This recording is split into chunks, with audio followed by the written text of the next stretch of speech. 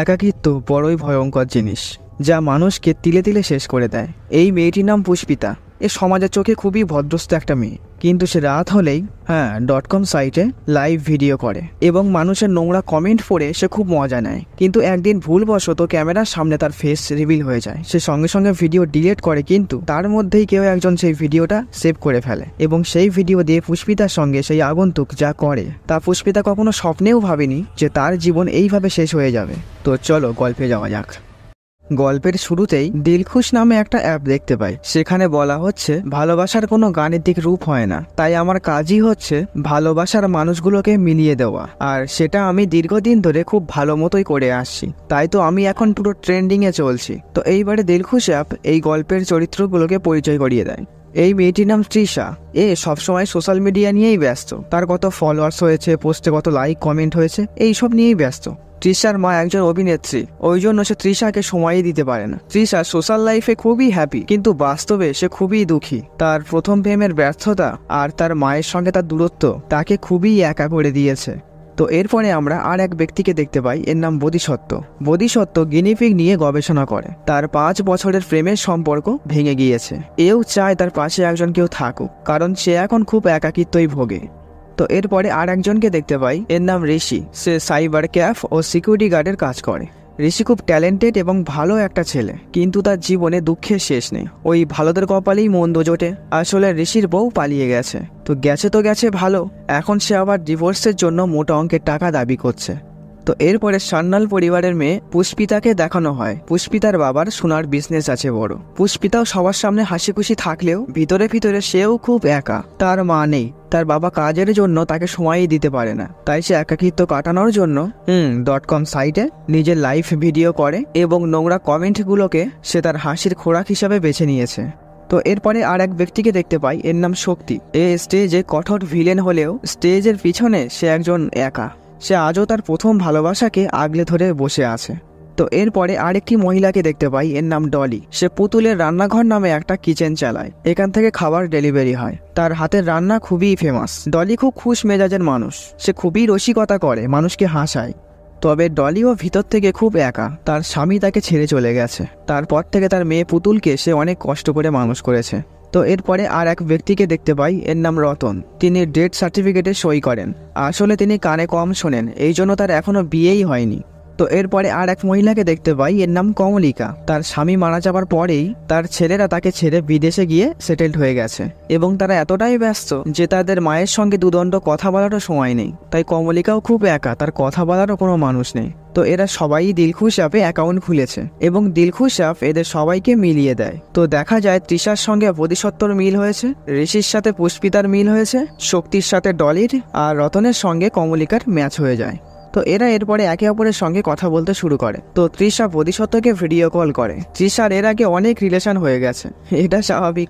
ছেলেরা যবে থেকে প্রেম বোঝে না, তার মধ্যেও এদের 2-4টে প্রেম করা অলরেডি হয়ে যায়। কিন্তু বোধিসত্ত্বর কাছে ব্যাপারটা খুবই মজার, কারণ তার 5 বছরের প্রেম ভেঙে যাওয়ার পরে এই প্রথম সে কোনো মেয়ের সঙ্গে কথা বলছে। তাই সে কথা বলতে গিয়ে তার বুক একটু দুরু করছে এবং তাদের মধ্যে নর্মালি টুকটাক কথাবার্তা হয়। তো এরপরে রতন আর কমলিকা কথা বলে। তাদের বয়স হয়েছে ঠিকই, কিন্তু তাদের কথাবার্তা শুনে মনে হয় তারা সবে ক্লাস 10-এ পড়ে। তো এরপরে আমরা ডলি আর শক্তিকে কথা বলতে দেখি। এখানে একটা মজার ব্যাপার হচ্ছে, ডলি আর শক্তি একে অপরকে এমনি চেনে। ডলি শক্তির অ্যাক্টিং এর প্রশংসা করে আর শক্তি ডলির রান্নারও প্রশংসা করে। তো তাদের মধ্যে অল্প সময়ই ভালো বন্ডিং তৈরি হয়ে যায়, তাই তারা দেখা করার কথা বলে। তো এরপরে দেখতে পাই ঋষি আর পুষ্পিতা কথা বলছে। তো পুষ্পিতা ঋষির সঙ্গে কথা বলছে, তখন পুষ্পিতার পুষি খুব জ্বালাচ্ছে। এই মানে বিড়াল, এই যে এইটা, পুষ্পিতা তার বিড়ালকে মামপুষি বলে ডাকে। তো তাদের মধ্যে টুকটাক কথাবার্তা হয়। তো এরপরে দেখতে পাই ডলি পুতুলের কাছে আসে। পুতুলের মনটাও ভালো নেই, তারও কয়েকদিন আগেই ব্রেকআপ হয়ে গেছে। তো ডলি পুতুলকে বলে, আমি একটু বাইরে যাচ্ছি, কিছুক্ষণের মধ্যেই চলে আসবো।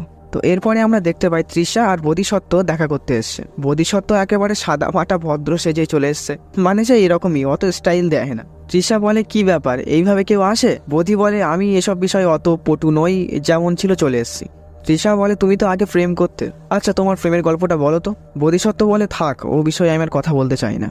তো এরপরে আমরা শক্তি আর ডলিকে দেখতে পাই, তারা দেখা করতে এসছে। তো ডলি শক্তিবাবুর জন্য তার পছন্দের মাছের তরকারি নিয়ে আসে। শক্তি সেটা খেয়ে খুব প্রশংসা করে। তো এরপরে ঋষি আর পুষ্পিতাকে দেখানো হয়, তারা মলে এসছে। তো পুষ্পিতা ঋষিকে বলে, আমার বিয়ে ঠিক হয়ে আছে আমার বাবার বিজনেস পার্টনারের ছেলে প্রদীপের সঙ্গে। ঋষি বলে, ও ভালো তো, অত বড়লোক ছেলে ছেড়ে আমার সঙ্গে ঘুরছো কেন তাহলে? আমার তো টাকা পয়সাও নেই, একটা ভালো কাজও নেই। পুষ্পিতা বলে, ও ছেলেকে আমার পছন্দ হয় না, যা আছে সব তো ওর বাবার, ওর তো কিছু না, আর তুমি সেখানে নিজে তো চেষ্টা করছো, এটাই অনেক। তো পুষ্পিতা এবারে তার মামপুষির সঙ্গে ঋষির পরিচয় করিয়ে দিতে চায়, কিন্তু ঋষির বিড়ালে অ্যালার্জি, সে পালিয়ে যায়। তো এরপরে আমরা কমলিকা আর রতনকে দেখতে পাই। তো কমলিকা রতনকে তার ছেলেদের বিষয়টা বলে। রতনও বলে সে কানে কম শোনার জন্য তাকে এখনও কেউ আপন করে নেয়নি, তাই সেও এখন বড্ড একা, আর তার কানের মেশিনটারও বয়স হয়েছে, সেটা বদলে নেওয়ারও সামর্থ্য হচ্ছে না। কমলিকা বলে, তাহলে যে আপনার কানে কানে গিয়ে কথা বলতে হয়। এটা শুনে রতন খুব মজা পায়। রতন বলে, জানো আমি না কারোর সঙ্গে এইভাবে মন খুলে কথা বলতেই আজও পর্যন্ত পারিনি, আসলে আমি একটু বোকা টাইপের তো, ওটাই সমস্যা। কমলিকা বলে, আপনার এই ব্যাপারটাই তো আমার খুব ভালো লেগেছে। তো এরপরে সিনে তৃষা আর বোধিসত্ত্বকে দেখতে পাই। তৃষা তো সোশ্যাল নিয়েই ব্যস্ত, ছবি তোলা ভিডিও করাই পছন্দ করে, কিন্তু বোধিসত্ত্ব এইসব বিষয়ে আবার কাঁচা, সে ভালো করে একটা ছবিও তুলতে পারে না। তো তৃষা এটা নিয়ে মজা করতে করতে বোধিসত্ত্বর বাবাকেই প্রায় টেনে আনে। তো এতে বোধিসত্ত্বর খুব খারাপ লাগে, কারণ তার বাবা বেঁচে নেই, তাই সে রাগ করে সেখান থেকে চলে যেতে ধরে। তো পরক্ষণেই তৃষারও ব্যাপারটা খারাপ লাগে, সে বোধিকে সঙ্গে সঙ্গে ডাকে, কিন্তু বোধি আর থাকে না, সে চলে যায়। তো এইবারে আমরা পুষ্পিতাকে দেখতে পাই। সে রাতের বেলায় তার কাজ শুরু করে। সে ক্যামেরাটা এমনভাবে সেট করে যাতে তার মুখ না দেখা যায়। তো সে তার কাজ শুরু করে, আর আচমকায় তার বিড়ালটা ক্যামেরার ওপরে লাফ মারে এবং ক্যামেরাটা ঘুরে যাবায় তার মুখ ক্যামেরার সামনে রিভিল হয়ে যায়। পুষ্পিতা সঙ্গে সঙ্গেই ক্যামেরাটা বন্ধ করে দেয়, কিন্তু কয়েক সেকেন্ডের জন্য হলেও ভিডিওতে তার মুখ চলে এসেছিল। এতে পুষ্পিতা খুবই ভয় পেয়ে যায়, কারণ সবাই জানে সে ভালো মেয়ে, তার ওই নোংরা ভিডিও যদি সবার সামনে এসে যায় তাহলে তার অবস্থা যে কি হবে সেটা কল্পনা করেই সে ভয়ে কাঁপতে থাকে। তো ঋষি পুষ্পিতাকে ফোন করে, কিন্তু পুষ্পিতা টেনশনে ফোনই তোলে না। তো এইদিকে তৃষা বোধির সঙ্গে কথা বলে তাদের সমস্যাটা মিটিয়ে ফেলে। তো পরের দিন তৃষাকে ইমপ্রেস করার জন্য বোধিসত্ত্ব একটু স্টাইল দিয়ে সেজে আসে, এসে ছাপড়ি মতো হয়ে গেছে। তো এইদিকে ডলি আর শক্তিকে দেখতে পাই। তো ডলি শক্তিকে জিজ্ঞাসা করে, তোমার জীবনে সব থেকে দুঃখটা কি? শক্তি বলে, আমি যখন স্টেজে থাকি তখন অনেক দর্শকের হাসি হাততালি আমি পাই, যখন ব্যাক স্টেজে আসি তখন আমাকে দেখার মতো আর কেউ থাকে না, আমার সঙ্গে কথা বলারও লোক পাই না। তো এরপরে কমলিকা আর রতনকে দেখতে পাই, তারা অনেকটা ভালো সময় পার করে। তারপরে কমলিকা রতনকে একটা কানের যন্ত্র গিফট করে। তো এই উপহার পেয়ে রতনবাবু খুব খুশি হয়, স্বাভাবিক খুশি হওয়ারই কথা। তো এরপরে রাতে শক্তি ডলিকে বাড়ি ছেড়ে দেওয়ার জন্য আসে। তো শক্তি চলে যাওয়ার সময় ডলি তাকে ছোট্ট একটা চুমু দেয়, এতে শক্তি লজ্জায় তো পুরো লাল হয়ে যায়। তো এইদিকে আমরা পুষ্পিতাকে দেখতে পাই, সে যেটারই ভয় পাচ্ছিল সেটাই ঘটেছে। কেউ তার সেই ভিডিওটি তার ডিলিট করার আগেই সেভ করে নিয়েছিল, আর সেই আগন্তুক পুষ্পিতার ওই ভিডিওটি দিয়ে তাকে ব্ল্যাকমেইল করছে। যদি পুষ্পিতা 20 লাখ টাকা না দেয় তাহলে তার এই ভিডিওটি সে ভাইরাল করে দেবে। পুষ্পিতার শরীর তো পুরো ঠান্ডা হয়ে যায়, সে ভাবে এই ভিডিও ভাইরাল হলে তার সহ তার বাড়ির মান সম্মান সবই তো যাবে, আর তার জীবনটাই শেষ হয়ে যাবে। তো এইদিকে কমলিকা রতনকে ফোন করে, কারণ কমলিকা খুব চাপে পড়ে গেছে, তার ছেলেরা সপ্তাহখানিকের মধ্যেই ফিরছে। তারা এসে যদি দেখে তাদের মা এই বয়সেও অন্য লোকের সঙ্গে মেলামেশা করছে তাহলে তো ব্যাপারটা খারাপ জায়গায় যাবে। রতন বলে, হ্যাঁ ব্যাপারটা ঠিকই। তো এইদিকে পুতুল তার মায়ের ব্যাপারটা বুঝতে পেরে গেছে। তো ডলি বাড়ি ফিরতেই পুতুল বলে, মা তোমার বয়স তো কম হয়নি, তোমার কি এইসব করার সময় এখন? ডলি বলে, আমি তো ভুল কিছু করছি না। পুতুল বলে, তুমি যেটা করছো সেটা ঠিক নয়, তুমি বলেছিলে তোমার ব্যবসাটাকে অনেক বড় করবে, আমাকে বিদেশ পাঠাবে, তাহলে সেই সব বাদ দিয়ে এখন কি করছো? ডলি বলে, আমি তোমার জন্য অনেক ত্যাগ করেছি, এইবারে আর নিজের স্বপ্নগুলোকে গলা টিপতে পারবো না। পুতুল বলে, তুমি যখন বাবার থেকে আমাকে নিয়ে আসছিলে ট্রেনে আমাকে দিলখুশ না খাইয়ে ফেলে দিলেই ভালো করতে। ডলি বলে, তোর বাবা একটা অমানুষ ছিল আর তুইও ওর মতো হচ্ছিস। তো মা মেয়ের মধ্যে এখানে বেশ কথা কাটাকাটিও হয়। তো এইদিকে দেখতে পাই তৃষা বোধিসত্ত্বকে ফোন করেছে। তো তৃষা রিলেশন থেকে পিছিয়ে আসার কথা বলে। বোধিসত্ত্ব বলে, আমি তো তোকে নিয়েই স্বপ্ন দেখেছি। তৃষা বলে, আরে শোন, আজ হয়তো আমাকে তোর নতুন লাগছে, ভালো লাগছে, যখন আমি পুরানো হয়ে যাব তখন দেখবি আর সেই ইন্টারেস্ট পাবি না, সেই সময়টা খুব খারাপ লাগবে। বোধিসত্ত্ব বলে, না, পুরানো হয়ে গেলেও ভালোবাসা যায়। এরকম বোধিসত্ত্ব আরো কিছু কথা বলে, কিন্তু তৃষা বুঝতেই চায় না, সে ফোন কেটে দেয়। এইদিকে পুষ্পিতাও টেনশনে থাকায় ঋষির সঙ্গেও কথা বলছে না। তো মতো অবস্থায় সবার মধ্যেই কেমন একটা দূরত্ব তৈরি হয়ে গেছে, কিন্তু কিছুক্ষণ পরেই তারা আবার একে অপরকে মিস করতে থাকে। তো এদিকে কমলিকা ভাবে, তার যখন স্বামী মারা গেছিল তখন তার ছেলেরা দেখতেও আসেনি, সৎ কাজেও আসেনি, তাহলে এখন সে তাদের কথা ভাববে কেন? তার যার সঙ্গে কথা বললে মনটা একটু ভালো হয়ে যায় তার সঙ্গে কথা বলাটা তাহলে তো অন্যায় নয়। তো সে রতনের সঙ্গে দেখা করে। তো কমলিকা রতনকে বলে, আমরা শেষ জীবনটা একসঙ্গেই থাকবো। রতন বলে, তোমার ছেলেরা কি বলবে? কমলিকা বলে, সে কে কি ভাবলো দেখার দরকার নেই, তো এদিকে তৃষা পতির কাছে এসে ক্ষমা চায় যে তার অমনটা বলা ঠিক হয়নি। আসলে সে লং টাইম রিলেশনশিপে থাকতে ভয় পায়, কারণ আগের ছেলেটা তাকে ধোকা দিয়ে চলে গেছে। বোধিসত্ত্ব বলে আমি তোর পাশে সবসময় আছি, তোর এই ব্যাপার নিয়ে আর চিন্তা করতে হবে না। তো এরপরে ডলি শক্তির সঙ্গে দেখা করতে আসে। আসলে ডলির মনে একটা সুপ্ত ইচ্ছা আছে, সে স্ট্যান্ড আপ কমেডিয়ান হতে চায়, আর তার এই স্বপ্ন পূরণ করতে শক্তি তাকে অনেক সাহায্য করে। তো এরপরেও শক্তি ডলিকে বলে আমি চাই না আমাদের এই বন্ধুত্ব সম্পর্কের জন্য তোমাদের মা মেয়ের মধ্যে ঝামেলা হোক, কিন্তু ডলি শক্তিকে এইসব বিষয় নিয়ে ভাবতে বারণ করে। তো পুষ্পিতা ঋষিকে বলে আমার বিয়ে ঠিক হয়ে গেছে। ঋষি বলে ও আচ্ছা, আমাকে নিমন্ত্রণ করতে এসছো? তা ভালো, খাসির মাংসটা যেন একটু সফট হয়, হ্যাঁ হেভি খাওয়া হবে। পুষ্পিতা এক ঝাড়ি দিয়ে বলে আমার বিয়েতে তুমি মাটন খাবে? হ্যাঁ। ঋষি বলে এছাড়া আমার আর কি করারই বা আছে। পুষ্পিতা বলে আমি পালাবো, তোমার সঙ্গে পালাবো। ঋষি রাজি হয় না, কারণ পুষ্পিতার বাবা অনেক বড় লোক, তার সঙ্গে সে কখনোই পেরে উঠবে না। তো এমন সময় ঋষির স্ত্রীর মেসেজ আসে। আসলে ঋষির নামে সে কেস করে দিয়েছে আর মোটা অঙ্কের টাকা দাবি করছে। তো এই মেসেজ থেকে ঋষি ভয় পেয়ে যায় এবং সে পুষ্পিতার সঙ্গে পালাতে রাজি হয়ে যায়। তো এরপরে আমরা রবার্টকে দেখতে পাই। আসলে এই দিলখুশ অ্যাপের যে অনার বা মালিক, সে লাইভে এসে সবার কাছে ক্ষমা চায়। 14ই ফেব্রুয়ারি রাতের বেলা আমাদের দিলখুশ অ্যাপ হ্যাক হয়ে গেছিল, তাই ওই সময় থেকে যাদের সঙ্গে যাদের ম্যাচ করানো হয়েছে তারা পারফেক্ট জুটি নয়।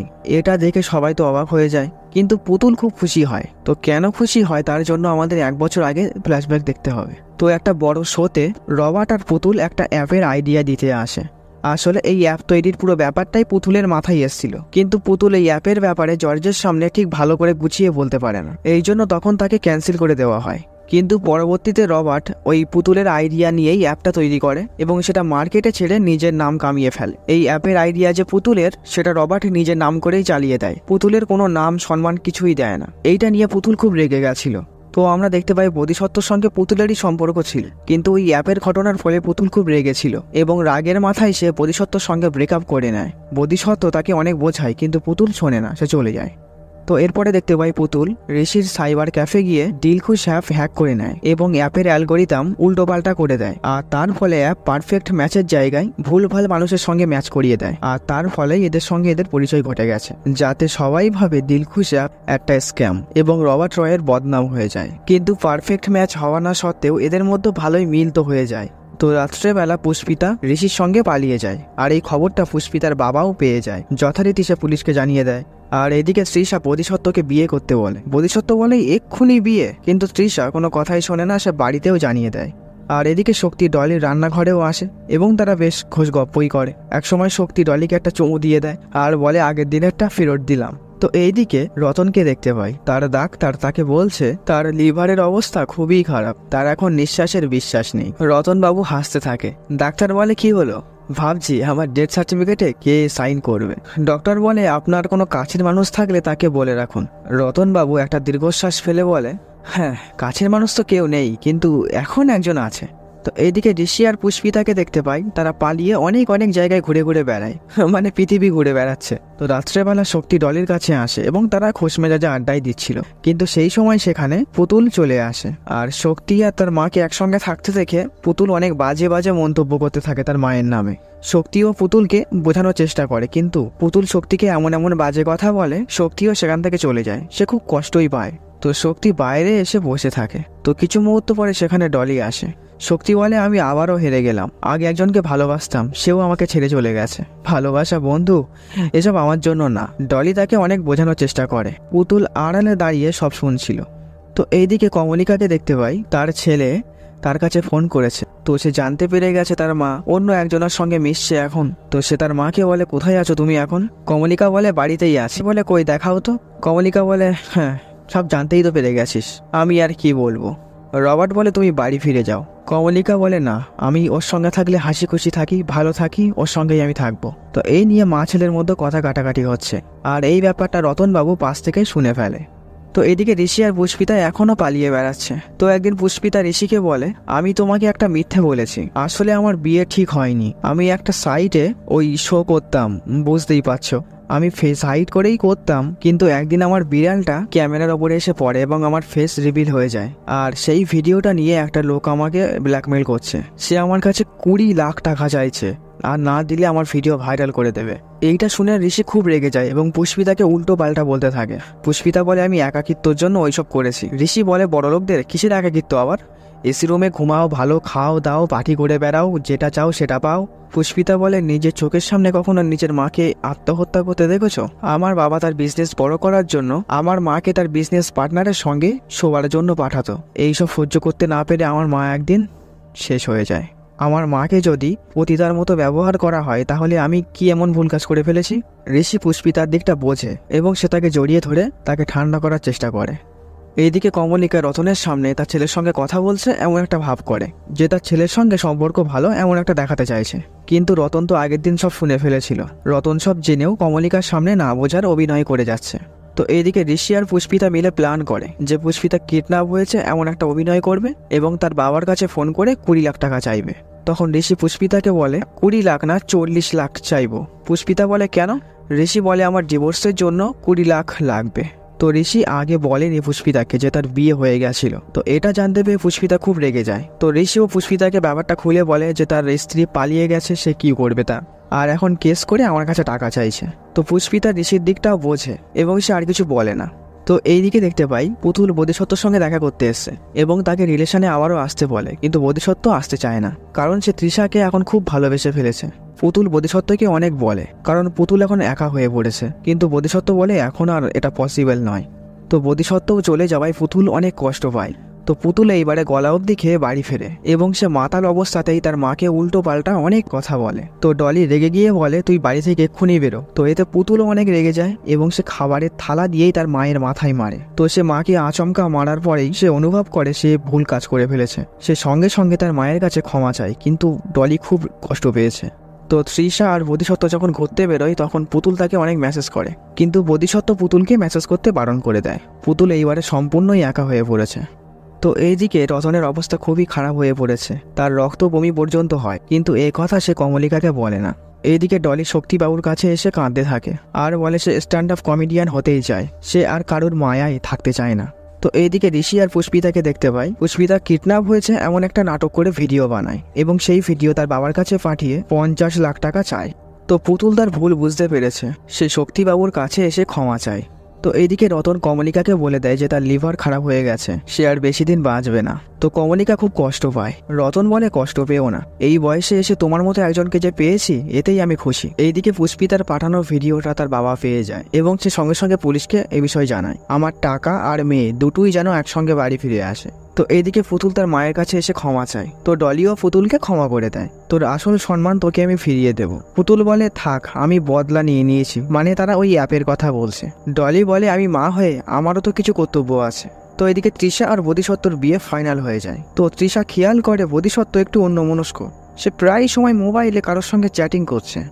তো এইদিকে ডলি এই প্রথম স্ট্যান্ড আপ কমেডি করছে আর এই শোতে রবার্টও এসেছিল। তো ডলি কমেডি করতে করতে রবার্টের সব কুকীর্তি ফাঁস করে দেয়। তার মেয়ের কনসেপ্ট সে যে চুরি করেছে সেটা সবার সামনে তুলে ধরে। তো এইটা দেখে পুতুলও খুব খুশি হয়। তো এইদিকে ঋষি আর পুষ্পিতাকে দেখতে পাই তারা লুকিয়ে আছে। পুলিশের আজকে টাকা আনার কথা। তো পুলিশটা ব্রিজের ওপরে দাঁড়িয়ে আছে আর ঋষি বলে টাকাটা নিচে ফেলে দিতে। তো পুলিশটা টাকাটা নিচে ফেলে দেয় এবং ঋষি যেই টাকাটা নিতে যায় আর তখনই পুলিশ তাকে গুলি করে দেয়। ঋষি সেখানেই মারা যায়। তো পুষ্পিতা খুব ভয় পেয়ে যায় কারণ চোখের সামনে এমন একটা ঘটনা ঘটলে যে কেউই ভয় পেয়ে যাবে। তো এরপরে পুষ্পিতা টাকার ব্যাগটা নিয়ে সেখান থেকে পালিয়ে যায় কারণ তাকে ওই ব্ল্যাকমেলারকে টাকা দিতে হবে। তো এইদিকে তৃষা বোধিসত্ত্বর ফোন চেক করে এবং সে জানতে পারে সে ব্ল্যাকমেল করছে কাউকে। আসলে বোধিসত্ত্বই পুষ্পিতাকে এতদিন ব্ল্যাকমেল করে চলেছে। তো এটা জানতে পেরে তৃষা খুব রেগে যায় বোধিসত্ত্বর উপরে। বোধিসত্ত্ব তৃষার কাছে ক্ষমা চায় আর বলে সে এই কাজ তাদের ভবিষ্যতের জন্য করেছে। তবে বোধিসত্ত্ব তৃষাকে কথা দেয় যে সে পুষ্পিতাকে আর বিরক্ত করবে না। তো তৃষা বোধিসত্ত্বকে ক্ষমা করে দেয় এবং তারা বিয়েও করে নেয়। তো বিয়েতে পুতুলও আসে এবং সে সাক্ষীও দেয় এবং সে হাসি মুখেই সবার সঙ্গে বিয়েটা উপভোগ করে। হ্যাঁ, তার মনে কষ্ট তো হচ্ছে ঠিকই, কারণ সেটাই স্বাভাবিক, কিন্তু সে প্রকাশ করে না। আর ডলি এইদিকে তার কমেডি ভালোই করে চলেছে আর শক্তিবাবু তার স্ক্রিপ্টিং আর ম্যানেজারিং এর দায়িত্ব বহন করছে। না, তারা বিয়ে করেনি আর না একসঙ্গে থাকে, তারা বন্ধু হয়েই রয়ে গেছে। তো রবার্ট রয় সবকিছু হারিয়ে এখন বসে আছে, ওই জন্য বলে লোক ঠকিয়ে বেশি দিন বাঁচা যায় না। তো পুষ্পিতা সেই টাকা নিয়ে এখন বিজনেস করছে, ওই দিলখুশ অ্যাপটা কিনে নিয়েছে এবং তার দায়িত্বে এখন পুতুলকে রেখে দিয়েছে। আর এর বছর দুয়েক পরে দেখতে পাই তৃষা আর বোধিসত্ত্বর একটা ফুটফুটে সন্তান হয়েছে আর তৃষা একটা ইউটিউব চ্যানেল খুলেছে এবং সেখানে যারা শেষ বয়স পর্যন্ত একসঙ্গে আছে তাদের কাপেল ব্লগ ছাড়ে। তো তো সেই রকমই তৃষা আজকে রতন ও কমলিকার ইন্টারভিউ নিচ্ছে। তো তৃষা রতন বাবুকে বলে, আপনি এত বড় একটা রোগ নিয়ে একসঙ্গে আছেন, আপনার ভয় করে না যদি আপনি আপনার প্রিয় মানুষকে হারিয়ে ফেলেন? তখন রতন বলে, শেষ বয়সে আমি এমন একজনকে পেয়েছি, আমার আর ভয় নেই, যাই হয়ে যাক না কেন। যখন নিজেই জানি যে আমার কাছের মানুষটা আমাকে ছেড়ে কখনোই যাবে না, তখন তো মরেও শান্তি। আসলে ভালোবাসা এমনই, কার সঙ্গে কার ম্যাচ করলো, কার সঙ্গে কার মানাবে, কার সঙ্গে ম্যাচুরিটি মিল হবে সেটা বড় কথা নয়। আসল কথা যার সঙ্গে থাকলে আমরা খুশি থাকি, কোনো কথা বলতে গেলে দুবার ভাবতে হয় না, যেটা ঠোঁটের গোড়ায় আসে বলে ফেলি, কোনো কিছু একে অপরের থেকে লুকাতে হয় না। এই ছোট্ট জায়গাতেই ভালোবাসা তার অমরত্ব লাভ করে। তো যাই হোক, গল্পটি কেমন লাগলো অবশ্যই জানিও। তো আজকের মতো টাটা।